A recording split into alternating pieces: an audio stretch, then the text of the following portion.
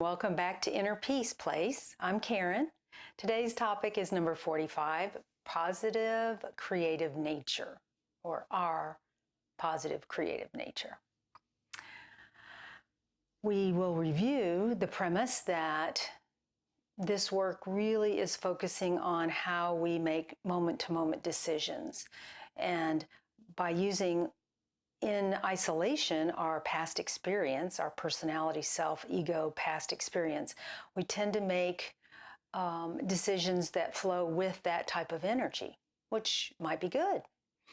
However, if you're able to blend the decision-making between the two, spiritual awareness with your past experiences, you'll be able to set a more positive tone for your life, or inner peace.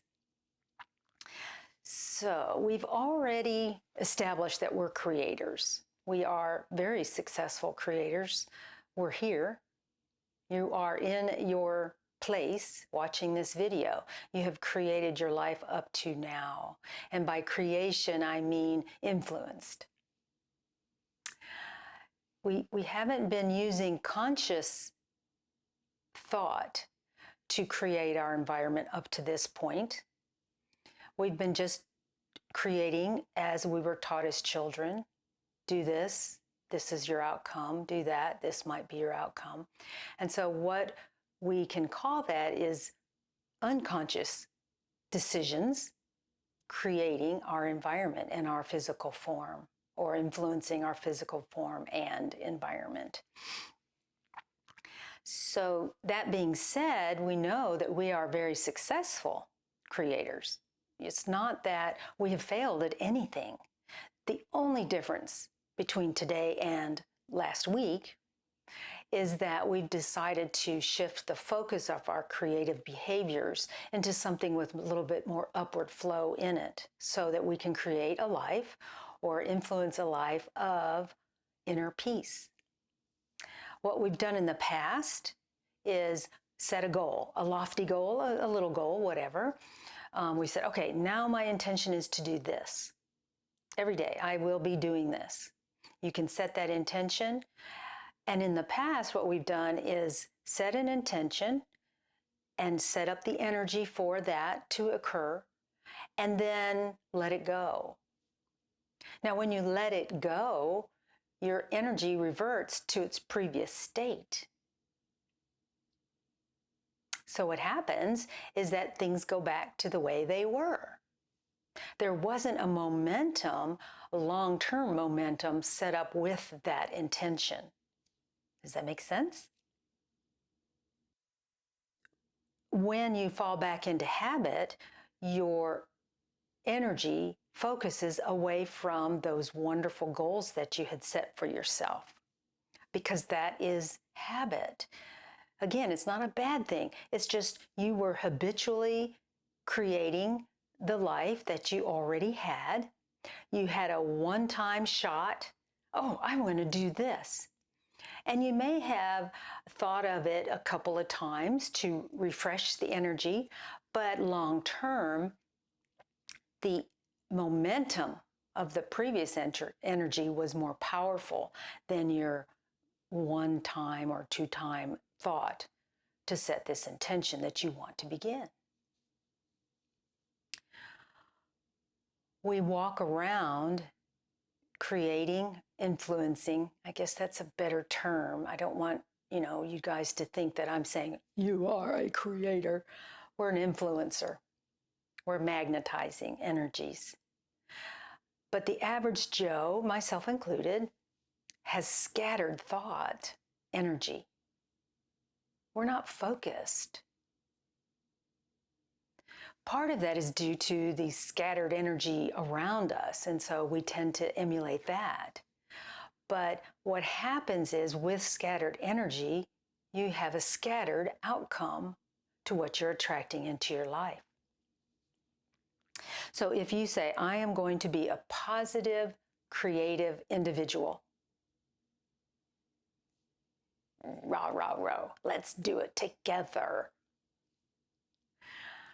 We need to spend time, energy, time. We need to spend time creating thoughts and words and actions that are in alignment with our chosen intention or our chosen path. We need to understand the rule of this earth plane, that what you focus on is what gets bigger. What you focus on gets the energy.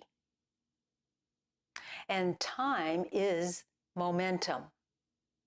The time you spend with positive, creative thoughts is what gets bigger, if that's what you're choosing to do. But if you fall back into habit of negative self-talk or whatever, then that goes back to that energy. And so it kind of is scattered back and forth and back and forth. So what we're trying to learn to do is say, okay, I need to be more consistent with my energy focus, with my thought focus, with my actions, so that I can create a momentum in the direction that I want. Time spent in an activity of upward flow or downward flow is the expansion of the energy. And you are the stimulating force behind any energy that you want to attract into your life or embellish or make more popular. So the popular energy, the one that you're focusing on the most, is the biggest. Well, that's another way to say it there. And you do have assistance anytime you need it.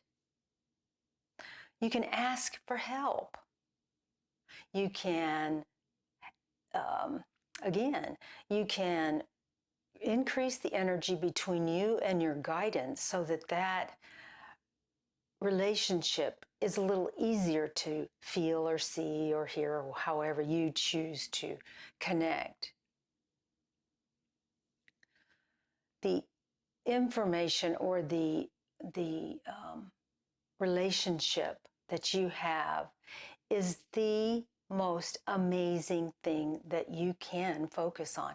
If you're willing to put time and energy into that connection, your entire life can shift much more readily. Some people don't want to do that, and that's fine. They want to just focus on their attention on the activities that they want to create or embellish or attract. And that would be absolutely fine. It's going to be easier for you if you have help. So think about that. Creating an environment so that you can become more readily aware of your connection, and doing it on a routine is going to serve you best. Reduce your thought energy around things that are not in alignment with your dreams. Make sure that you're not focused on the things that you really don't want in your life, and don't put the energy into it and have to pull it away later. So watch your patterns, watch your thoughts, and of course, watch your actions. I mean, that's a little easier to do. And find the positive, creative nature that you have embedded deep inside of you. Bring it to the forefront and celebrate it. I hope some of this resonated with you. Love and light to you and your path, and I'll see you in the next video. Bye-bye.